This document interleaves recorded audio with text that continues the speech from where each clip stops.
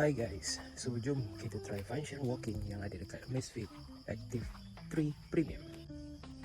GPS dia detect sangat-sangat cepat dekat outdoor dan kita tekan go. Data yang ada adalah speed, heart rate dan duration serta distance. Kita boleh custom data yang kita nak.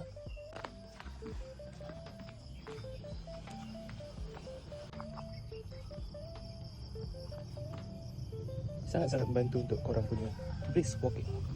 So dekat next page kita ada step, berapa calories burn, heart rate chart. Lepas tu, ada map, data page. Kita boleh tambah data page yang kita nak. Workout data,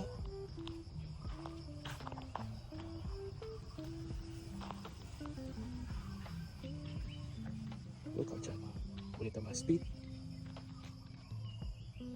elevation, body temperature, training effect. Itu saja. So untuk brisk walking, rasanya jam ni cukup memadai untuk korang beli.